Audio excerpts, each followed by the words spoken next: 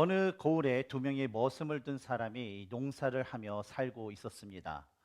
두 머슴 중 한 명은 주인이 보건 안 보건 간에 상관없이 자기가 그 맡은 일에 아주 충성을 다하여 주인의 그 농사 일을 거들어 주었고, 또 다른 한 명의 머슴은 그와 달리 그 주인이 없을 때에는 일을 하지 않고 있다가 주인이 나타나기만 하면 지금까지 열심히 한 것처럼 열심히 그런 흉내를 내면서 일을 하곤 하였다고 합니다.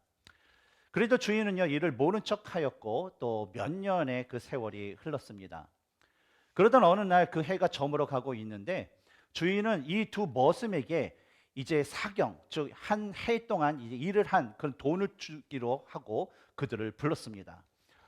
이보게 자네들, 지금까지 우리 집에서 일을 하냐고 정말 수고가 많았어. 내일은 자네들이 이제 몇 해 동안 일한 것에 대해서 내가 이제 돈을 주려고 할 것이니까, 근데 오직 오늘 마지막으로 좀 나를 위해서 좀 새끼를 좀 꼬아 줄 수 있겠나? 라고 부탁을 했다라고 합니다. 그러자 한 머슴은요, 아무 말 없이 그 집을 가져다가 물을 죽여서 이 새끼를 꼬기 시작했습니다. 그래, 마지막이니까 주인님을 위해서 내가 더 많이, 더 예쁘게, 더 아주 가늘다랗게 한번 내가 새끼를 꼬아보자 하면서 열심히 새끼를 꼬기 시작했습니다. 여러분, 새끼 꼬아본 적 있으세요? 저도 신세대지만 이게 군대 가서 탱크에 동기 준비를 하기 위해서 탱크에 새끼줄 감아야 되거든요. 살이 붙고 막 그래서 이 새끼를 이렇게 꼽니다. 예. 그렇죠? 송집사 맞죠? 이렇게. 예, 예, 어렵습니다. 잘 비벼야지 얇게 이렇게 튼튼하게 됩니다. 근데 다른 머슴은 생각하기에는 내일이면 이제 집에 가게 되는데 새끼를 꼬라니 좀 잠이라 좀 자면 좋을 텐데 하면서 투덜거리기 시작했습니다. 그리고 이제 조금씩 이렇게 하는데 일을 하기 싫어서 이렇게 하는 둥 마는 둥 이렇게 하다가 새끼를 한 뼘 정도 이제 새끼를 꼬은 것 같아요. 그러다가 에이, 에라 모르겠다, 잠이나 자자 그러고 나서 그것을 이제 포기하고 이제 잠을 잤다라고 합니다. 근데 다음날 아침 주인이 이 머슴들을 부르고 이런 말을 그들에게 했어요. 그들이 밤새도록 꼬은 그 새끼줄을 가져와서 이제 그 새끼줄에 꼬을 수 있는 그 엽전만큼, 새끼줄에 넣을 수 있는 그 양만큼 너희들의 그 사경, 일한 대가를 가져가십시오라고 했대요. 어떻게 됐겠습니까? 열심히 성실히 있던 사람들은 아마 엄청나게 엽전을 꼬아서 많은 돈을 가져갔고, 항상 주인의 눈치만 살폈던 이 머슴은요, 한 발 정도 그냥 손 이게 딱 펴서 요 정도만 그 엽전을 담아서 갔다라는 그런 이야기가 있습니다.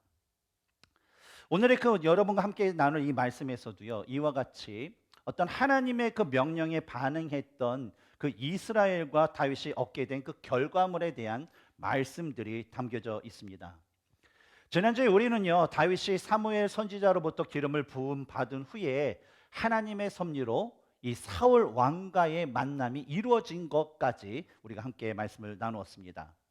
세상에서 가장 힘이 세지만 또 악령이 함께했던 이 사울과 세상에서 가장 연약한 존재지만 하나님의 영이 함께한 이 다윗과의 만남이었습니다. 하나님의 영이 떠난 이 사울은요, 하나님께서 부리시는 그 악령으로 인해서 매일 고통을 당해야만 했습니다. 그러나 다윗이 양을 치면서 하나님을 찬양했던 그 수금을 사울 왕의 앞에 가서 그것을 연주할 때에 그 사울을 번뇌케 하는 그 악령이 사라지고 또 치유되는 그런 은혜가 있었습니다. 이로 인해서 성경 16장 21절에 나오는 것처럼 사울은 너무나도 기뻐하여서 이 다윗을 너무나도 사랑하여 자기의 그 무기를 드는 사람, 바로 자신의 신복으로 삼고 이 다윗의 아버지 이새에게 사람을 보내서 이제부터 당신의 아들을 내 곁에 두기를 원합니다 라는 그런 전가를 보내기도 하였습니다. 이러한 사울 왕과 다윗과의 만남이 있은 후 바로 등장하는 이야기, 바로 오늘의 이야기는요, 우리가 너무나도 잘 아는 이 다윗과 골리앗의 그 싸움을 중심으로 진행되는 그런 이야기입니다. 그런데 저자가 사울 왕과 다윗 사이의 그 만남 후에 바로 이 블레셋과의 그 전쟁 이야기를 하는 것에는요, 아주 특별한 의도가 숨겨져 있습니다. 바로 당시 시대의 그 백성들이 추구하는 진정한 왕은 누구인가에 대해서 바로 이 저자는 암시적으로 우리에게 말씀을 주기 위함이었습니다. 사울이 왕이 된 후에 치렀던 그 모든 전쟁들을 보면요, 그 모두가요 다 하나님께서 대신 싸워주신 그 전쟁이었습니다. 예를 들어서 사무엘상 11장에 나오는 이 암몬과의 그 전쟁에서 바로 하나님의 영이 사울과 함께 하심으로 어때요? 그 전쟁에서 이길 수 있었고, 그 다음에 전쟁인 우리 13장과 14장에 나온 이 블레셋과의 전쟁에서는 사울의 아들인 이 요나단이 여호와의 그 전쟁을 선포하고 하나님께서 그들과 함께 하심으로 승리를 거둘 수 있었던 그런 전쟁이었습니다. 그러나 하나님께서 함께하지 않을 때는요, 사울은요 항상 어떻게 이 전쟁을 감당할지 알지 못하여서 그저 주저앉아 있고만 하였습니다.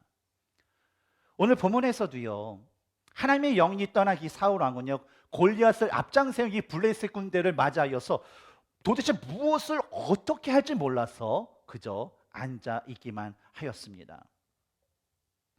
그러나 하나님께서는요 다윗과 함께 하시고 또 그로 하여금 이 블레셋과 싸우게 하심으로 하나님께서 함께 하시는 그 왕이 이 세상 사람들이 원하는 그 왕보다 얼마나 강하고 하나님께서 행하시는 길이 얼마나 능력이 있으신지 위대하신지를 바로 보여주십니다. 그런데 이러한 모습들은요 오늘날 우리가 이 세상에서 치러야 할 그 영적인 그 전쟁에서도 마찬가지로 우리가 경험할 수 있습니다. 우리 개인의 그 영적인 삶이나 우리 교회는요 어때 세상의 그 논리와 힘으로 세워져 가는 것이 아니라 바로 하나님에 의해서 하나님의 능력으로 이끌려가고 세워질 때에 진정한 복음의 역사가 일어납니다.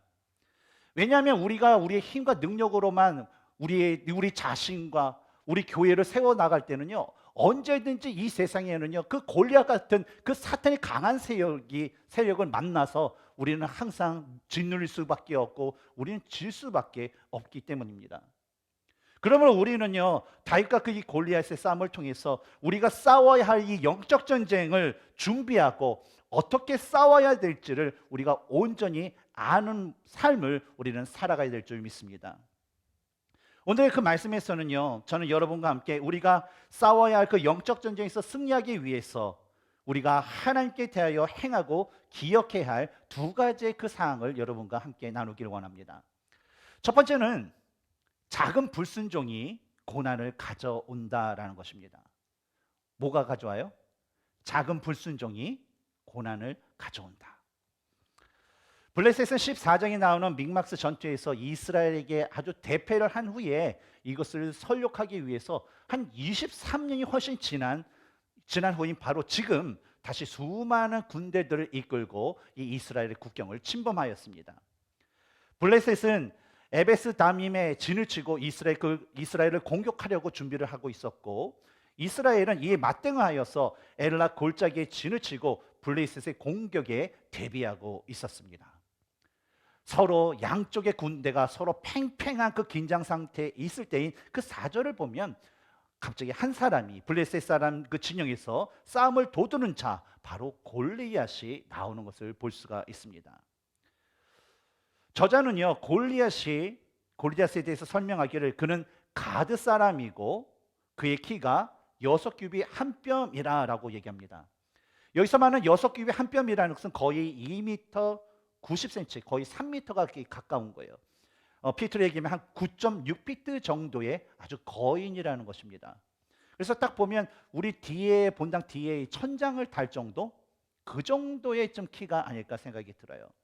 근데 여기에다가 5절에서 7절을 보면요 그의 머리에 쓴 투구와 그의 그런 몸에 찬 그 갑옷의 그 무게를 합하면 놋 5,000색이라고 하는데 이것은 약 57kg 정도가 돼요.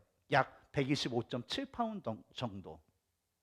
뭐 여자분들에게 뭐 몇 파운드 몇 킬로세요 물어보진 않겠지만 딱 보니까요 웬만한 우리 여기 계신 우리 여자 성도님들은 그냥 입고서 등에 업고서 그냥 다녔다라는 거예요. 우리 남자들 군대 가서 40km 완전 군장하고 행군하는데 그때도 어떻습니까? 그 매는 것도 힘들죠. 걷는 것 자체가 힘들어요. 근데 그것을 어때요? 그냥 자기 옷처럼 입고 다녔다라는 거예요. 근데 여기서 끝난 것이 아니에요. 그가 사용한 그 창을 보면 그 창자루는 배틀채만큼 아주 두꺼웠고요.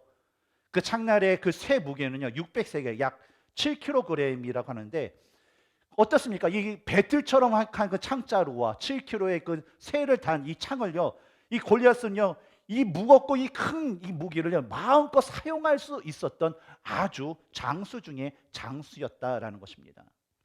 그러니 8절서부터 10절에 나오는 이 골리앗이 이스라엘을 향하여서 온갖 말로 욕하고 비양하고, 야, 자신 있으면 한 명 보내서 나랑 한번 1대1로 한번 싸워보자, 그렇게 얘기도 하고, 야, 내가 이스라엘을 이렇게 모욕하고 있는데, 야, 너희들 뭐하냐, 겁쟁이야, 야, 한 명 보내, 뭐하고 있는 거야 라고 대놓고 모욕을 해도요, 사울 왕이나 뭐 이스라엘의 어느 그 군사들도요, 아무것도 그거에 대해서 대응할, 아무것도 할 일이 없었다는 거예요. 다만 11절에서처럼요, 사울과 온 이스라엘이 블레셋 사람의 이 말을 듣고 놀라 크게 두려워하니라라는 그런 모습뿐이었습니다. 그런데 도대체 블레셋은요, 왜 이렇게도 이스라엘을 괴롭히는 걸까요? 성경을 보면 사사 시대부터 바로 왕정의 시대를 시작하는 이 사무엘상에 이르기까지 이 블레셋은 왜 끊임없이 이 이스라엘을 공격하는 걸까요? 우리는 이 질문에 대한 근본적인 답을 찾기 위해서는요, 저자가 골리앗이 가드 사람이다라고 설명한 것에 우리는 집중할 필요가 있습니다. 이 가드는요, 블레셋을 이룬 5개 중요 그 도시 중에 하나로서 그 거인족이 살았던 그런 도시였습니다. 그런데 과거에 그 가나안 정복 시절로 돌아가서 이 가드 도시에 대한 그 기록을 찾아보면 여호수아 11장과 여호수아 13장에서 우리는 찾아볼 수가 있습니다. 먼저 우리 여호수아 11장 21절부터 23절을 읽겠는데요, 우리 여성 성도님들이 먼저 읽도록 하겠습니다. 시작. 그때 여호수아가 가서 산지와 헤브론과 드빌과 아납과 유다 온 산지와 이스라엘의 온 산지에서 아낙 사람들을 멸절하고 그가 또 그들의 성읍들을 진멸하여 바쳤으므로 이스라엘 자손의 땅에는 아낙 사람들이 하나도 남지 아니하였고 가사와 가드와 아스도데만 남았더라. 이와 같이 여호수아가 여호와께서 모세에게 말씀하신 대로 그 온 땅을 점령하여 이스라엘 지파의 구분에 따라 기업으로 주매 그 땅에 전쟁이 그쳤더라. 뭐가 남아 있었다고 했죠? 가드가 남아 있죠. 다음으로 우리 여호수아 13장 1절 3절을 읽겠는데 우리 남성 우리 성도님들께서 읽어 주시겠습니다. 시작. 여호수아가 나이가 많아 늙음에 여호와께서 그에게 이르시되 너는 나이가 많아 늙었고 얻을 땅이 매우 많이 남아 있도다. 이 남은 땅은 이러하니 블레셋 사람의 모든 지역과 구슬 족속의 모든 지역 곧 애굽 앞 시올 시내에서부터 가나안 사람에게 속한 북쪽 에그론 경계까지와 블레셋 사람의 5 통치자들의 땅 곧 가사 족속과 아스도 족속과 아스글론 족속과 가드 족속과 에그론 족속과 또 남쪽 아위 족속의 땅과. 우리 여호수아서나 그 여호수아서를 보면요, 이 여호수아는요 하나님의 그 명령을 따라서 이 가나안 땅을 정복하였습니다. 그런데 우리가 읽었던 11장 12절과 13장 2절에서 3절을 보면 블레셋의 어떤 가사, 아스돈, 아스글론, 가드와 아스돗이 어때요? 정복되지가 않았어요. 그럼에도 불구하고 이 가나안 땅을 각 족속별로 나눠 주기 전의 내용인 바로 11장 13절을 보면요, 기록이 이렇게 돼요. 그 땅에 전쟁이 그쳤더라. 뭐예요? 바로 여호수아가 가나안 정복 전쟁을 마쳤다라는 것입니다. 근데 여러분 생각하기에 분명히 하나님께서는 여호수아에게 그 정복 전쟁을 어떻게 하라고 말씀하셨나요? 좀 남기라고 하셨나요? 아니에요. 그냥 100%다 점령하라는 거예요. 가나안 족속 다 쫓아내지, 그들 다 멸절하라라고 말씀을 하셨어요. 이미 하나님께서 그 땅을 주셨기 때문에요, 이스라엘 백성들은요 그냥 가서 하나님의 이름으로 싸워서 그것을 그냥 갖기만 하면 됐어요. 그러나 무슨 이유인지 모르겠지만요, 아마 뭐 블레셋 뭐 가데 뭐 정탐꾼에 의해서 벌써 파괴됐잖아요. 아, 그쪽 지역은 거의 사니까 자칫 우리가 싸우면 손해도 볼 수 있고, 아, 우리가 가나안 땅의 대부분을 다 차지했고 한 뭐 1.2% 정도의 그 지역만 남아 있는데, 아유 뭐 그 조그만 땅에서 사는 사람들이 무슨 큰 일을 일으킬 수 있겠어? 나는 그런 안일한 마음으로 아마 그 마무리 전쟁을 정복 전쟁을 끝내지 않았던 것입니다. 그냥 조금만 더 용기와 힘을 내서요, 그냥 가서 차지하기만 하면 되는데 더 이상 그 노력은 하지 않고요, 그냥 스스로 포기함으로 인하여서 여호수아나 이스라엘 백성들은요, 진짜 하나님의 그 말씀에 100% 순종하지 못하게 된 것입니다. 근데 더 놀라운 것은요, 이런 작은 약 1.2%의 그 불순종으로 인하여서 이스라엘은요, 사사 시대를 비롯하여서 계속적으로 왕정 시대에 이르기까지 이 블레셋으로부터 계속적으로 괴롭힘을 당했다라는 거예요. 이스라엘 백성들은 블레셋의 그 쾌락과 타락이 가득한 이 우상 숭배 문화에 빠져서 죄를 짓기 시작했고요. 세상 사람들이 가장 관심을 갖고 있는 그 힘의 상징이 이 삼손이란 사람도요, 누구한테 유혹당했어요?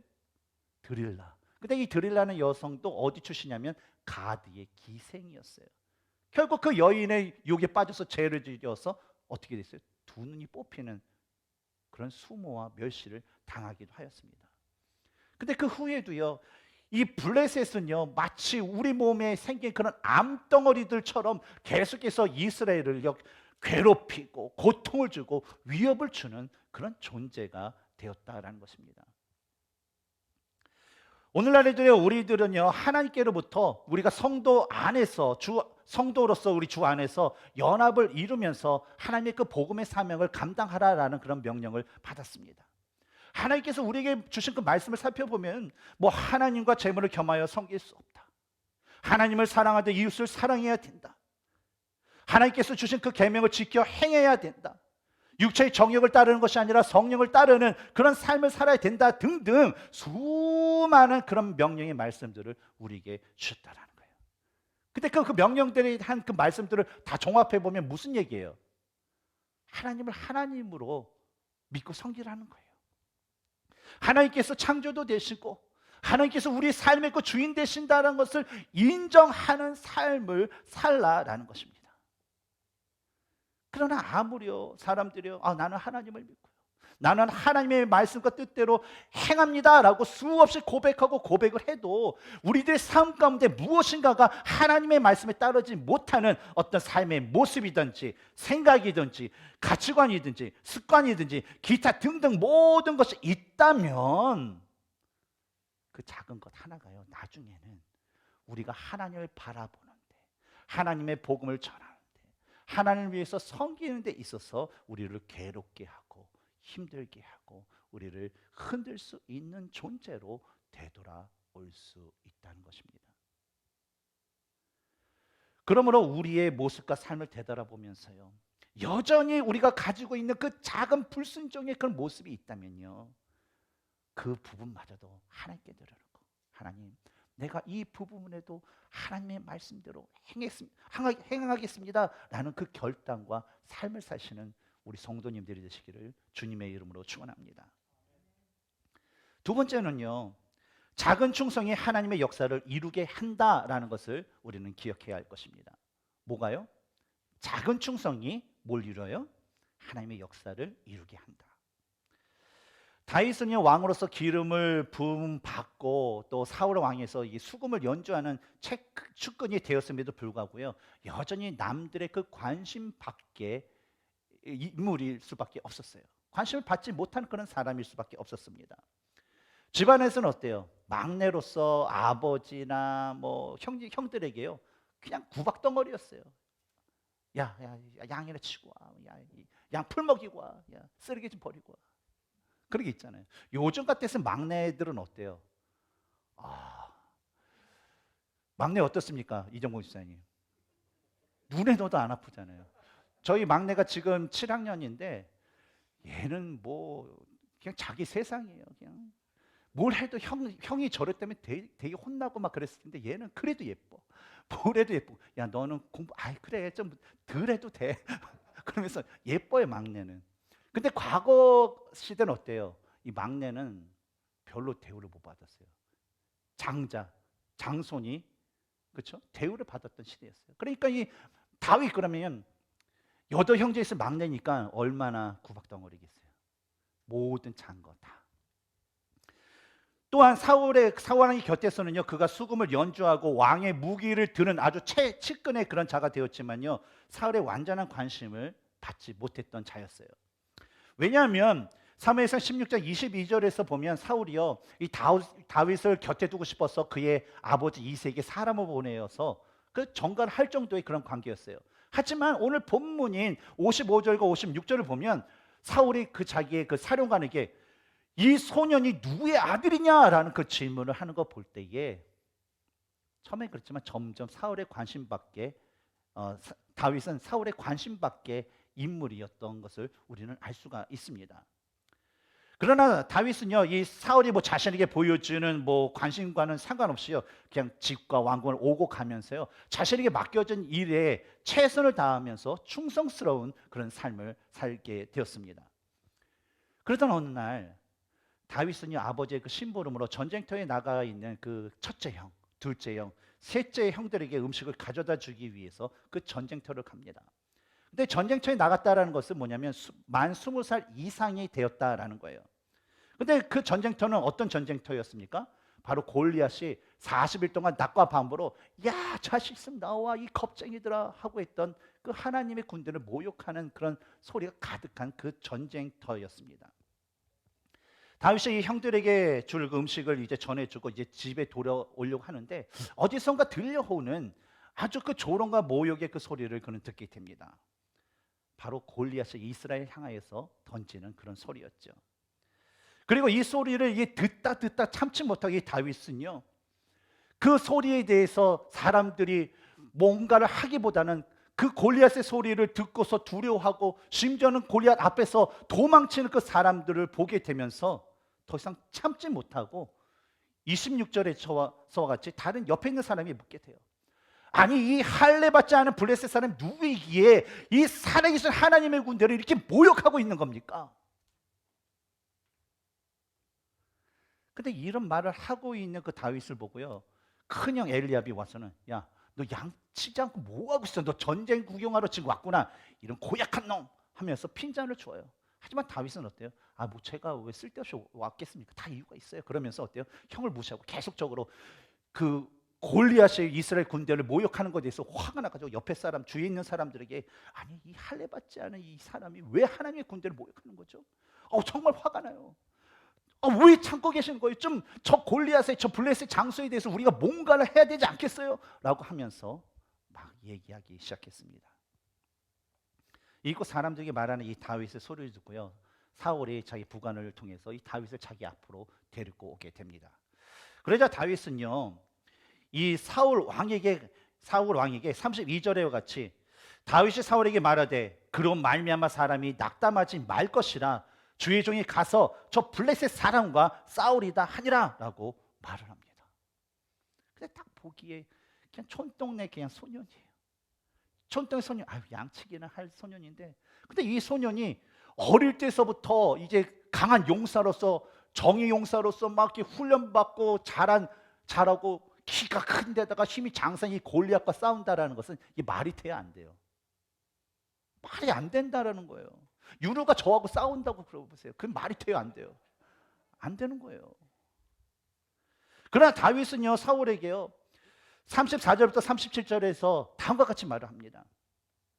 다윗이 사울에게 말하되 주의 종이 아버지의 양을 치킬 때에 사자나 곰이 와서 양떼에서 새끼를 물어가면 내가 따라가서 그것을 치고 그 입에서 새끼를 건져내었고 그것이 일어나 나를 해오고자 하면 내가 그 수염을 잡고 그것을 쳐 죽였나이다. 주의 종이 사자와 곰도 쳤은즉 살아계신 하나님의 군대를 모욕한 이 할례 받지 않은 블레셋 사람이리까 그가 그 짐승의 하나와 같이 되리이다. 또 다윗이 이르되 하나님께서 나를 사자의 발톱과 곰의 발톱에서 건져내셨은즉 나를 이 블레셋 사람의 손에서도 건져내시리이다. 사울이 다윗에게 이르되 가라, 여호와께서 너와 함께 계시기를 원하노라. 사울은 여기 담대한 다윗의 이 말을 듣고요, 그를 이스라엘을 위해서 싸울 그런 장군으로 또 싸울 자로 세우게 됩니다.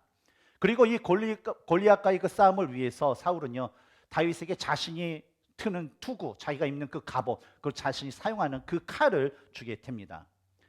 그러나 다윗이 이것을 막 한번 입어보고 이게 몸에 맞지 않으니까 이 모든 그 투구와 갑옷과 칼을 거부하고요, 자신이 사자와 곰으로부터 양을 지키기 위해서 사용했던 막대기 하나, 그거 물매, 그리고 미끄러운 아주 돌 5개를 가지고 골리앗 앞으로 나가게 됩니다. 40일 동안 밤과 낮으로 고함을 치르면서 이스라엘을 그 모욕했던 그 골리앗이 저기 보니까 막대기와 물매를 들고 온 조그만 그 소년이 오는 것을 보고요, 43절과 44절에서 이렇게 얘기합니다. 블레셋 사람이 다윗에게 이르되 내가 나를 개로 여기고 막대기를 가지고 내게 나왔느냐 하고 그의 신들의 이름으로 다윗을 저주하고, 그 블레셋 사람이 또 다윗에게 이르되 내게로 오라, 내가 내 살을 공중의 새들과 들짐승들에게 주리라 하는지라. 이러한 골리앗의 말씀에 다윗은요 45절부터 47절에서 다음같이 얘기합니다. 다윗이 블레셋 사람에게 이르되 너는 칼과 창과 단창으로 내게 나아오거니와 나는 만군의 여호와의 이름 곧 내가 모욕하는 이스라엘 군대의 하나님의 이름으로 내게 나아가노라. 오늘 여호와께서 너를 내 손에 넘기시리니 내가 너를 쳐서 내 목을 메고 블레셋 군대의 시체를 오늘 공중의 새와 땅의 들짐승들에게 주어서 온 땅으로 이스라엘의 하나님이 계신 줄 알게 하겠고 또 여호와의 구원하심이 칼과 창에 있지 아니함을 이 무리에게 알게 하리라. 전쟁은 여호와께 속한 것인즉 그가 너희를 우리 손에 넘기시리라. 저는 이러한 다윗의 그 담대한 말을 보면서, 아니 20살도 안 된 그 티네이저, 우리 시대는 티네이저잖아요. 그 아이가 어떻게 이렇게 담대한 고백을 할 수 있을까라는 그런 질문을 갖게 되었습니다.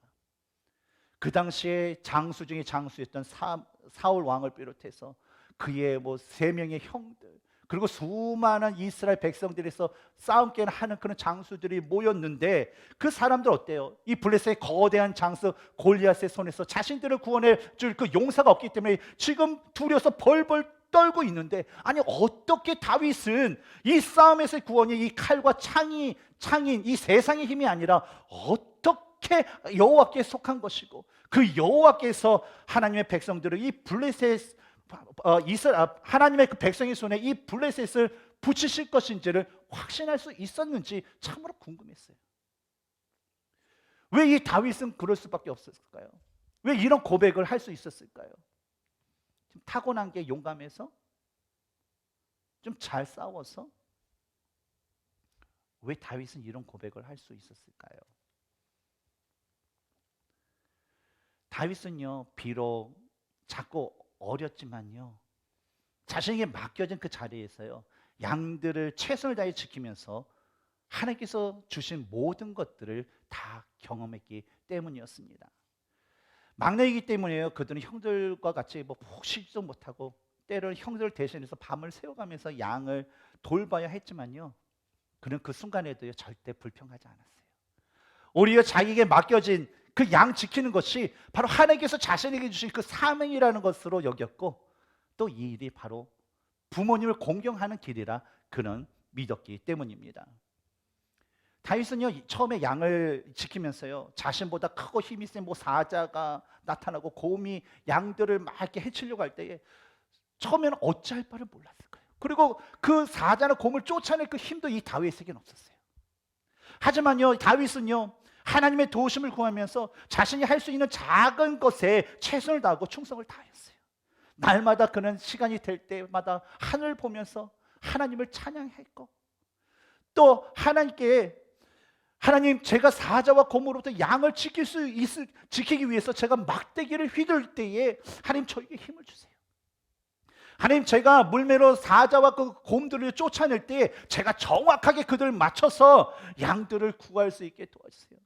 하나님 혹시 이 사자와 곰이 나를 덮치려고 할 때 나를 공격할 때에 내가 그들과 싸워 이길 수 있는 힘과 능력을 주세요 라고 그런 날마다 기도를 했다라는 것입니다.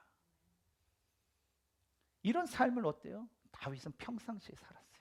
하나님을 찬양하고 하나님의 이름으로 자신보다 크고 힘이 센 사자와 곰 대항해서 그들이 입에서 새끼 양들을 구하고 그들을 찢어서 죽이면, 싸움에서 찢어서 죽이면서 이기는 그런 삶을 살았어요. 그러다 보니까 전쟁터에서 아무리 잘 보다 키가 크고 힘이 센 그 골리앗이 나와도요, 그 앞에서 그는 당당할 수 있었고, 그 싸움에서 하나님께서 자신에게 힘과 능력을 주셔서 바로 승리케 하신다라는 것을 그는 확신할 수 있었던 것입니다. 이제 드디어 다윗과 골리앗의 싸움이 시작되었습니다. 골리앗은 다윗을 죽이기 위해서 자기 자리에서 일어나 창을 들고 그에게 성큼성큼 다가가기 시작했습니다. 다윗은 골리앗이 가까이 왔을 때 그는 자기가 할 수 있는 최선의 그런 달리기를 재빨리 그들을 달려가면서 주머니에 있던 돌을 들어서 물매를 통해서 그에게 돌을 던졌습니다. 거대한 장수, 힘이 센 장수는 어마어마한 그 창을 들고 자기를 치려고 달려오는 그 순간, 한 번의 실수가 용납되지 않은 아주 긴박한 순간이었습니다. 근데 저자는요, 이 상황에 대해서 49절에 다음과 같이 말합니다.